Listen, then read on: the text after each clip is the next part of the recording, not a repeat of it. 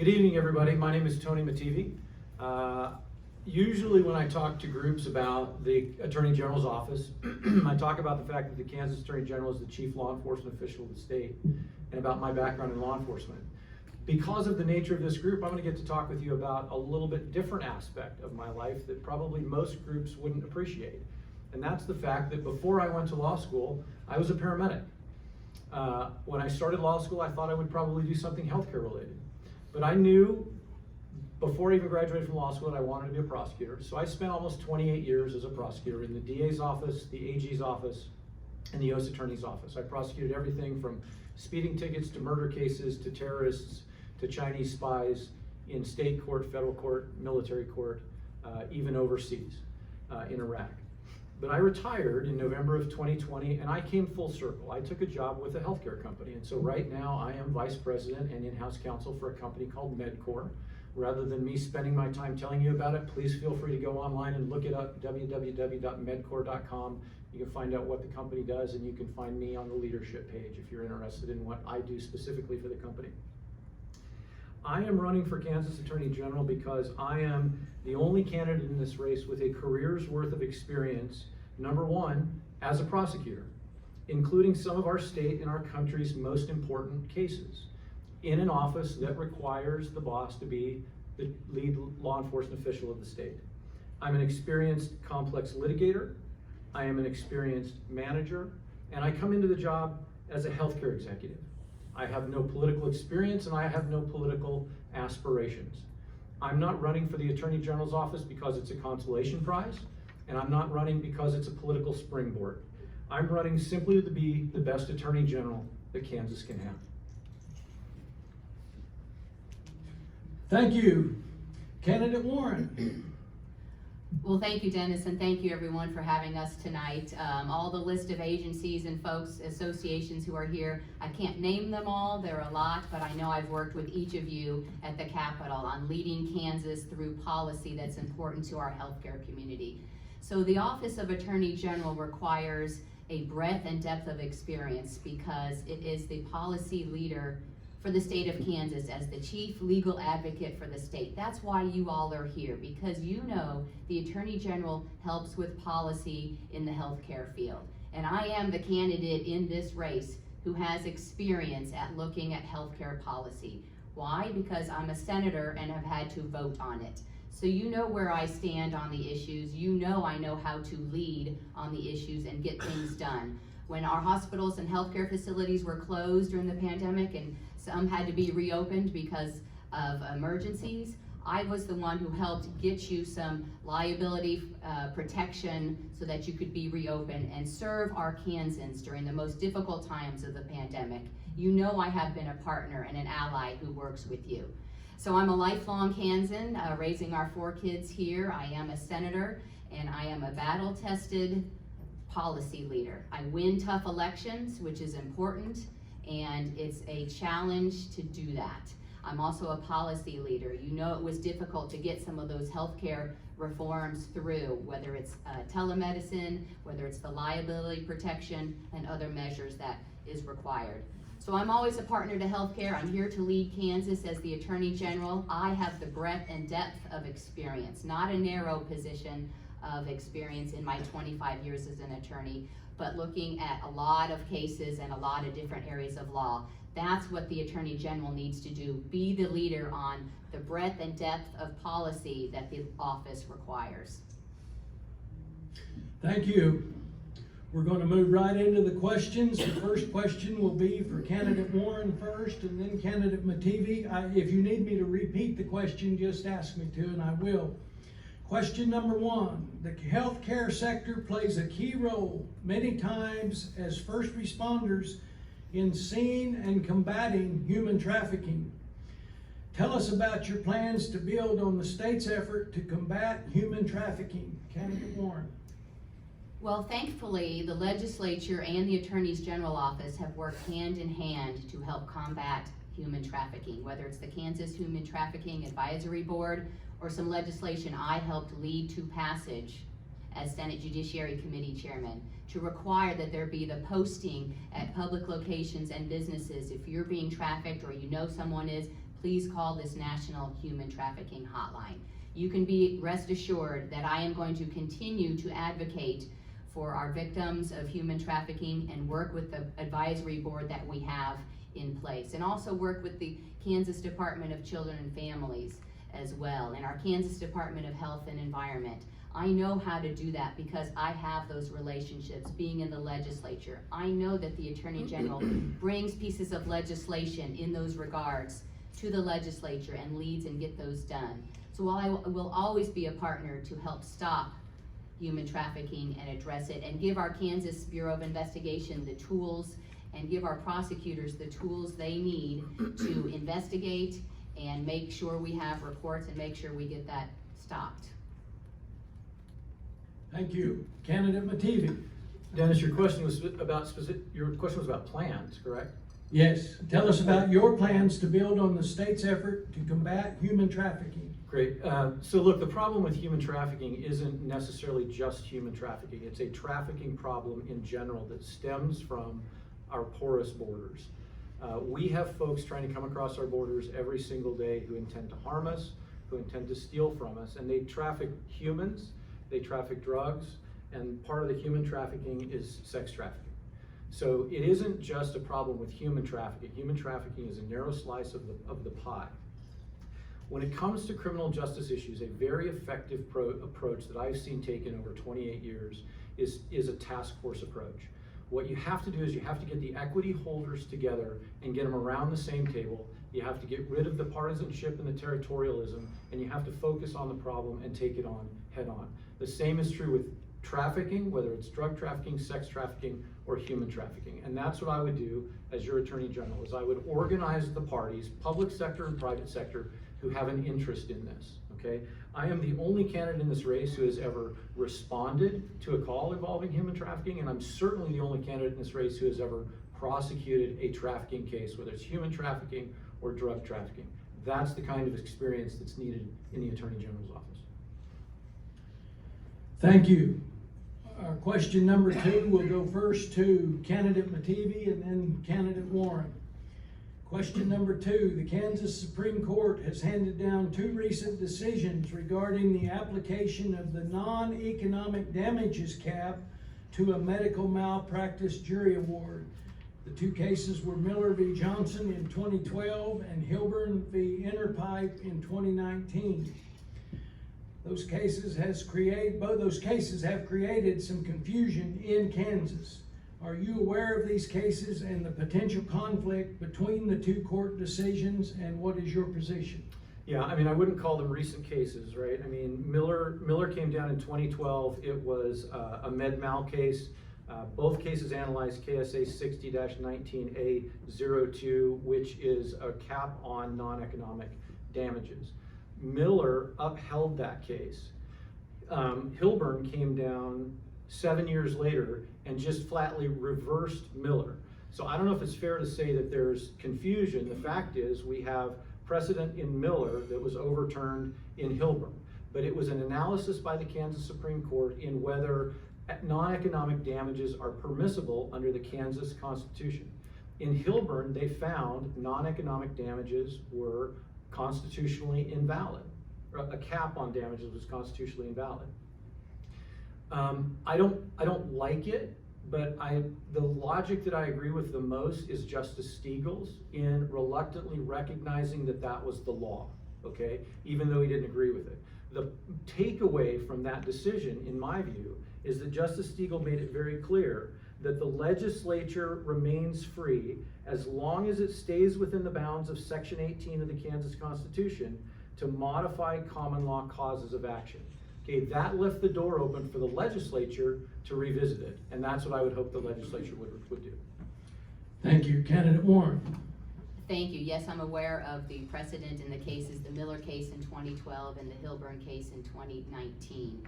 And it's another example of our activist Supreme Court taking positions that are problematic for Kansas. And I know many of you have been working on the issue since 2019 and bringing it to the legislature, and it's been an issue that the legislature has been looking at. I, for example, when I was in the House in 2018, was part of the 2019 Special committee on judiciary to take a look at what is Kansas's response going to be to the Hilburn case. Now, we haven't come up with a response yet. I think the stakeholders are still working on it. I have worked on some tort reform, which I think is required in Kansas. I have gotten some of that enacted this last session, and we'll continue to look at that, because you know what? These caps on non-economic damages were kind of the balance, right? The balance that was struck between injured patients and keeping our physicians and hospitals from going bankrupt. So we need to be in a place where we can restore that balance and make sure that we get it right. So I will always be looking at that and seeing how do we do that to protect the interests of injured patients and as well as our physicians. Thank you. Our next question will be first for candidate Warren and then for candidate Mativi. As small businesses continue to pivot to stay solvent due to these uncertain financial times, are you willing to work to ensure healthy competition within the business landscape here in Kansas? If so, how would you make sure vertically integrated national conglomerates with lopsided market share advantages do not drive out small business owners in Kansas? Look, free markets are important to Kansas. One of the things we need to do is make Kansas a business-friendly environment. Invite businesses here, have a tax-friendly environment for businesses to prosper, where Kansans can live and enjoy their family. How would I make sure that vertically integrated conglomerates with lopsided market share advantages do not drive out our small businesses?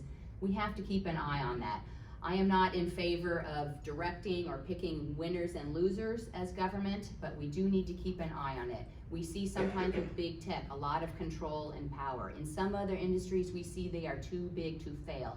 In healthcare, we have low reimbursement costs, which drives a lot of business to other sectors. And we need to make sure that as we deliver healthcare goods and services in Kansas, that we have an active, competitive market to be the best that we can to deliver the best services to Kansas.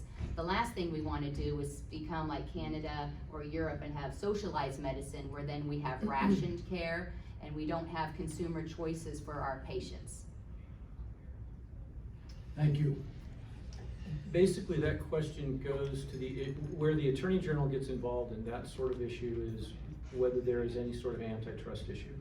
And I can tell you that antitrust litigation is some of the most incredibly difficult and complex litigation out there. And to me, that's another reason that we need an Attorney General who is an experienced, complex litigator. Look, I've worked on complex litigation, whether it's civil or criminal, for decades now. And I can tell you that as the Attorney General, I'm gonna look at litigation from the perspective of whether it's justified under the law and not what my personal views are, right? I'm a small business owner. In addition to working at Medcore, I own 2 small businesses. I'm sensitive to the needs of small business owners. I am pro-competition and I'm pro-capitalism. But when it comes to complex litigation, I think it's incredibly important that we have an experienced litigator who's leading that office, and we have somebody who is willing and able to step up to the podium as the best prepared candidate to manage that sort of complex litigation. That's what antitrust litigation is. Thank you. Our next question will first go to candidate Mativi and then to candidate Warren. The question: the explosion in the number of healthcare staffing agencies and their continued lack of government oversight during the pandemic has pushed many in long-term care to the brink of closure and presented challenges for all of the healthcare industry. As Attorney General, how will you protect healthcare consumers and the Medicaid program from potential price gouging and questionable business practices that have been an issue through the last couple of years? So, one of the things that I hope that everybody understands about me is I have a family that's involved in healthcare. My oldest daughter, Julia, is an ICU nurse. My son, Matthew, enlisted in the Navy, and he's a hospital corpsman, an orthopedic tech stationed at Walter Reed Medical Center. And my youngest is in college studying to be a PA. How 2 lawyers ended up with 3 kids in healthcare, I'm still not sure. But these are important issues to my family. When I watch what's happening in healthcare right now, I think the first part of this issue is what do we do about the lack of healthcare personnel in the state of Kansas and the training pipeline that is far too empty. I'm hesitant to offer a legislative program because the AG isn't a legislator, in my view. But the executive branch, including the AG, can make Kansas an easier and more appealing place to practice. Second, with price gouging and business practices, as AG, it'll be my job to provide legal and regulatory clarity on how the relevant law is interpreted. And when violations of the law occur, my office will swiftly and consistently bring civil or criminal cases. Finally, I want to address the phrasing of questionable business practices. A politician would undoubtedly give you platitudes about looking into these practices. I'm here to tell you the truth, not what I think you want to hear. There are a lot of disagreeable practices that are perfectly acceptable under the law. I will go after violations of the law. I will not make hollow promises about targeting practices that I simply disagree with. The response to COVID-19 by the Biden administration and by our governor was awful. It was difficult for families to get to work, to get to school, to live their lives. And we saw a lot of government overreach in that regard. We saw it impact your industry most of all. I have a father who lives in an assisted care living facility, and it was very difficult times. We made do. A lot of people made adjustments, and we got through it. As Attorney General, it's important that we continue to look at that. As a legislator, we heard a lot about some potential alleged abuses. As Attorney General, I would take that on and investigate those. So it's important that we stand up for our healthcare community and for our seniors in those types of facilities and make sure that we have the staff. I hear staffing problems continually, and they continue even after the 2 years of the pandemic. So how do we get people back to work? How do we make sure that they're properly providing for the patients who live there?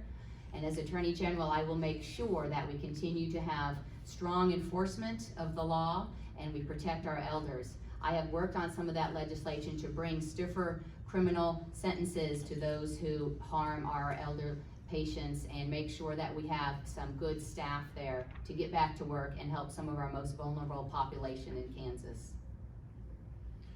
Thank you. Our next question follows up with that question a little bit. The question is for candidate Warren first. One of the offices under the Attorney General is the Medicaid Inspector General. Under your leadership, how do you see the role of this position? How would it stay the same or change under your tenure? So the appointment of the current Medicaid Inspector General Stephen D. Anderson was while I've been a senator, and it was neat to see the coalition come together and approve his appointment. I think it was unanimous, 40-0. So it's important that I, as Attorney General, the first thing I would do is meet with Mr. Anderson and make sure what can my office do to help lend a hand to you in what you're doing and making sure that Medicaid practices are followed, that the law is followed, and that you have the assistance that you need. I think it's important in that position that we have someone like Mr. Anderson. He has spent more than 30 years in state and federal government and served since 2016 as a special agent and supervisor of the investigative staff of the Medicaid Fraud and Abuse Division. So it's a very important position. We have a good person in that spot. And again, first thing I would do as Attorney General is meet with him and see what resources do you need, what staff do you need, how can we work together to make sure that we prosecute and we make sure that we are following Medicaid rules properly. Let me be more direct than that. The office needs to be expanded. So Steve was a wonderful addition to the office. He's very well qualified both for his experience in the Air Force and as a federal law enforcement officer with a very small staff. The year before that office identified $5 million in funding issues, and last year $193 million, and they did that with fewer than half a dozen employees. That is not a revenue neutral position or a revenue neutral office. That is an office that actually saves money for the state of Kansas. Given the amount they're accomplishing with a very small staff, it would be an easy lift. We expand them, that saves the state money. That's what I would do with that office. Thank you. Our next question will first go to candidate Mativi and then candidate Warren. Seniors in Kansas continue to be targets for exploitation and abuse. whether from scammers, powers of attorney, caretakers, and their own family and friends. Elder abuse often goes unreported or uninvestigated.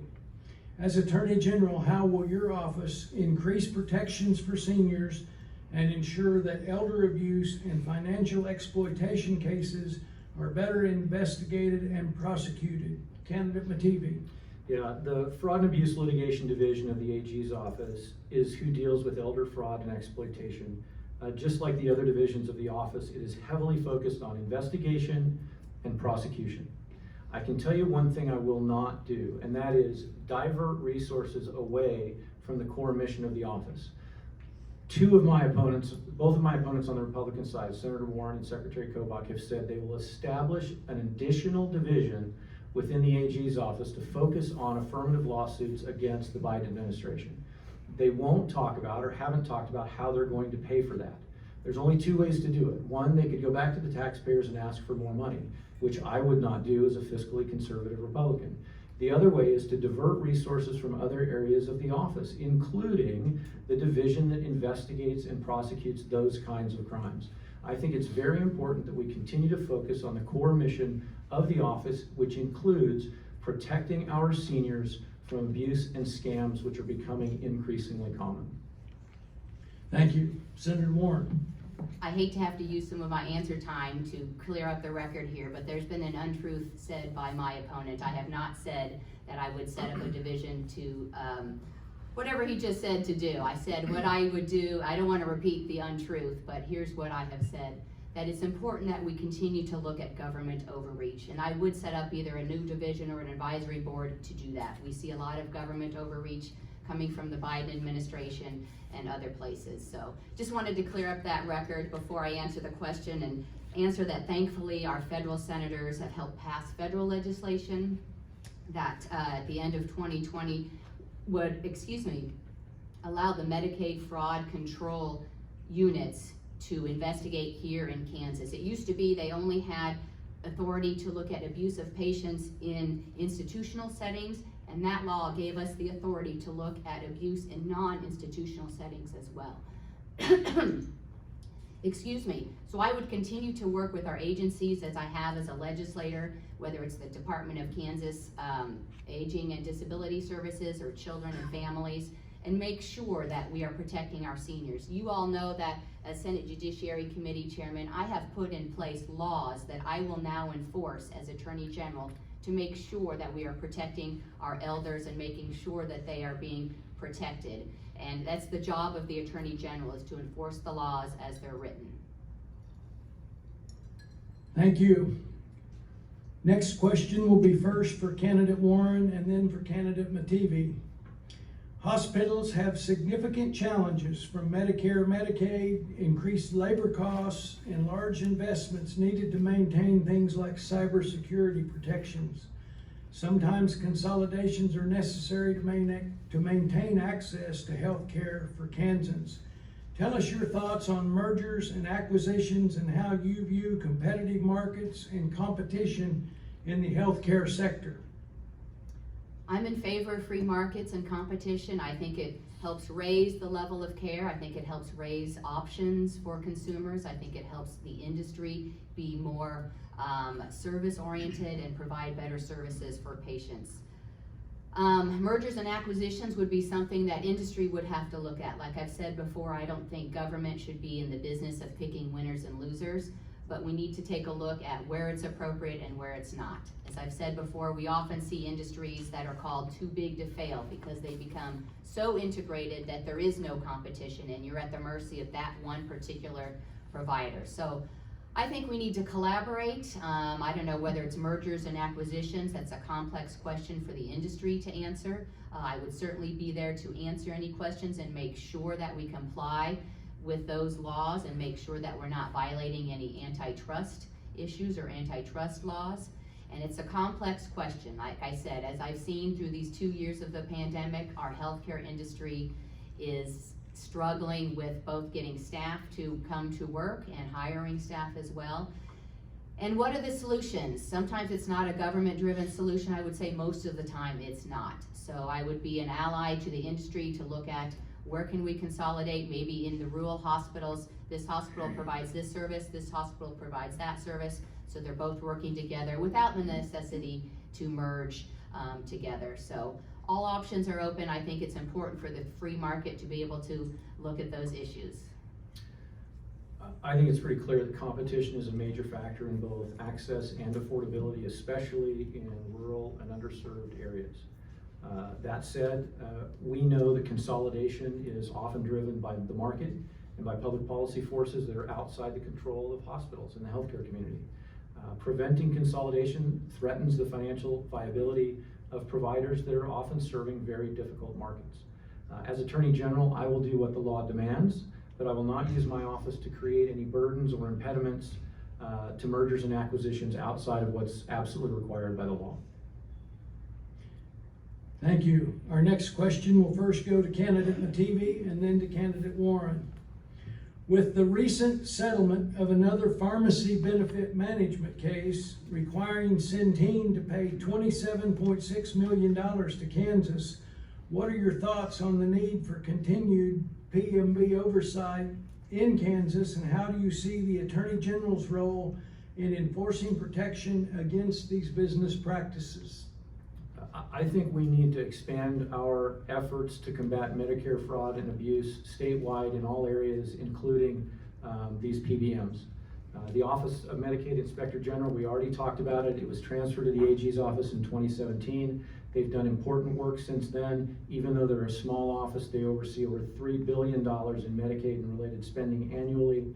Our next AG needs to be able to work with that office, managing these complex cases and investigations, or we simply won't be able to hold the OBMs accountable. Thank you. Continued PBM management and oversight is clearly needed, and the resources are needed to be invested there as well. I think it's a good example of the legislature working with the Attorney General to provide that oversight that we enacted into law to make sure that we have the best practices being followed. It was an issue where the Attorney General's office heard best practices weren't being followed. There was investigation that ensued, and then legislation that followed. That's what the Attorney General does partly as the office leader. So I think it's important that we continue to have that oversight and continue to work in hand as an ally to make sure that the PBMs are doing what they're contracted to do and nothing more, and make sure that they are following the law. Thank you. Our next question will first go to candidate Warren, and then candidate McTeevee will be the second answer. Maryland and Florida have had legislative studies show that assignment of benefits has no effect upon size of physician networks. Would you consider any action by the Attorney General for consumer protections of the right to assign benefits by the consumer? The right to assign benefits by the consumer is a private contract right, and I'm very much in favor of private contract rights, but with oversight. It's a very complex procedure. We need to make sure that consumers are protected and not taken advantage of. It's a useful tool for consumers if they choose to use it. It needs to be an education process, make sure they understand what they're doing, and make sure that there's some proper oversight to ensure that they're not taken advantage of. It's complex when you're getting your medical bills and to determine how you're going to pay those, and if there's a way to help our consumers get those paid, get those done, and have the option in how they provide and how they pay for their healthcare services, I think that's a good thing. The right to assign benefits is important for assuring that insured consumers are able to access care. There are certainly issues with consumers not being able to assign benefits. For example, providers will not permit assignment of benefits to non-contracting providers. This limits the access to out-of-network providers and gives insurance companies leverage over hospitals and doctors, which I don't think that we want them to have. Legal remedies here have to be defined by the law. If providers are breaking the law, then executive branch action is absolutely necessary. Some remedies may be more legislatively driven, and if that's the case, I'm happy to offer my expertise to the legislature on how we can hold these folks accountable under the law in criminal or civil court. Okay, thank you. Our next question will go first to candidate Mativi and then to candidate Warren. With the Division of Consumer Protection turning 60 years old next year, and that's just a youngster in my estimation, should you be elected, what plans do you have for that division? I'm not coming into this office to impose an agenda of radical change. My first priority is to make sure that I work with the professionals in the office to give them the tools that they need to do their job to a standard of excellence. I'm not running against what's been happening for the last 11 years under this administration. I'm running because I think it's critically important that the office that is the chief law enforcement official of the state remain in the hands of someone who is actually a law enforcement official. I will have 3 priorities in the Consumer Protection Division. Number 1, cybersecurity. The more of our information we put online, the more accessible it is to bad actors who want to steal it. I dealt with that in prosecuting crimes under the Computer Fraud and Abuse Act when I worked in the U.S. Attorney's Office, and I deal with it every day now. Just today, I dealt with an issue at our company where one of our vendors who does scheduling for us was leaving PHI of our employees open, not behind a firewall on the internet. No matter what we put online, cybersecurity is an issue. Secondly, I think we need to combat identity theft. Again, the more it's out there, the more it can be stolen. And finally, I want my Consumer Protection Division to focus on heightened protection for our elderly because they are particularly vulnerable to online theft and abuse. Those will be my 3 priorities for consumer protection. Thank you. One of the priorities of the Attorney General, Derek Schmidt, is healthcare fraud, actually. And it's with COVID and healthcare costs rising, healthcare delivery being more and more expensive and complicated, the system is ripe for fraud. So it's an issue we need to look at. We also have our elder citizens who are being called and the phone scams. You know, to access your healthcare coverage, you need to provide us your social security number and your bank account as well. Our Attorney General has stood to inform elderly in Kansas, don't give that information out. I would continue those efforts.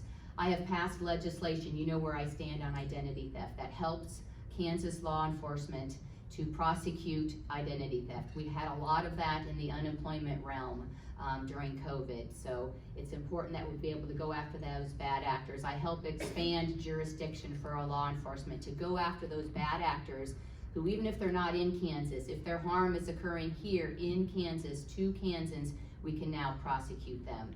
I also help with some of the late night advertising our citizens see on TV. You know, have you been injured by taking this prescription drug? Have you been injured by taking or using this medical device? Well, call 1-800 and we can help you probably institute a lawsuit. So Kansans were actually stopping taking their prescription medication and using their prescription medical devices because of what they were seeing in those commercials. I helped bring some transparency and some truth to that commercial advertising and to help protect Kansans already. Thank you. This question will first go to candidate Warren and then to candidate Mativi. We continue to face serious staffing shortages and financial challenges in healthcare, and new government regulations and mandates only exacerbate those challenges. As Attorney General, how will you protect Kansas from new government intrusions that do nothing to expand quality and access to care? Partly what I talked about earlier is I would create a new advisory board or a new division to take a look at where is government overreaching, how does that impact Kansans. You all know as a legislator, as a senator, as a leader on state level policy that the Attorney General is the experience I have in fighting government overreach, whether it's rules and regulations like the question said, which is just strangling our business in all regards. I have fought against that and stood against that for business freedom, for you all to decide. When the government was mandating certain things for your businesses, shouldn't be government mandated, it should be left up to your business to determine what's the best thing for your business and your clientele and your patients in this industry. So I will always stand and fight against government overreach. I have a track record of doing that you can look at. You don't have to just take my word for it, you can go look at it. And it's important that our Attorney General continue to do that, whether it's now we have ESG, that's going to be more rules and regulations for your industry, environmental and social governance, which is very impactful and not helpful to the free market here in Kansas. Thank you. As your Attorney General, I am the candidate in this race who is prepared to walk into court on any case that office is handling from day one. I'm a little unclear on Senator Warren changing her story as to whether she wants to create a new division or create a task force or whatever it is, still without talking about how she's going to fund that. We don't need a new division or a new task force or whatever she wants to call it today to look at the issues of federal overreach. We have a civil litigation division in the AG's office. I am the candidate. I don't need training wheels. I don't need to hire people that are more qualified than I am to walk into court and prosecute those cases. That will be my goal. That will be my mission as your Attorney General. When the federal government is reaching into our lives and our businesses and strangling our ability to participate in the free market, I will push back against it. I will do it myself along with the other very competent attorneys in the Civil Litigation Division of the AG's office. Thank you. At this time, I'm going to ask our timekeeper, where are we on time, Madam Timekeeper? Have we got a few more moments? Yeah, about 3 more minutes. And I'm going to ask the candidates in, would you each entertain one more question? Sure. I might make one up. Oh, no. That's not following the rules. Dennis, I've known you long enough to be really scared about that. Given the rise, and this will go first to, who went first last time? Candidate Warren? So this will be for you, Candidate Mativi, to go first. Given the rise in the use of online services and technologies in the healthcare field since the onset of the pandemic, do you believe there is a greater need for patient safety standards so as to ensure patients are receiving the quality of care they would in person?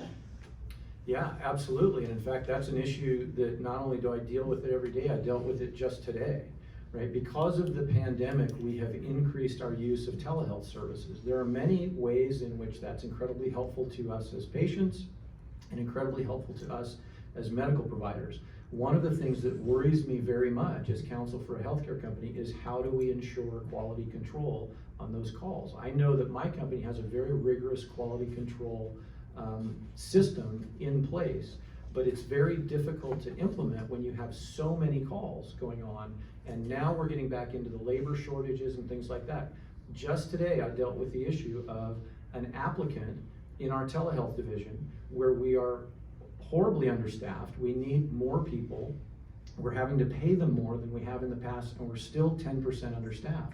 And we had an applicant who has a prior administrative action for falsifying a patient care record. We will not hire somebody who has a prior history of falsifying a patient care record. So these are questions that healthcare companies have to deal with every day, and they are becoming more and more relevant as we find different ways to provide healthcare.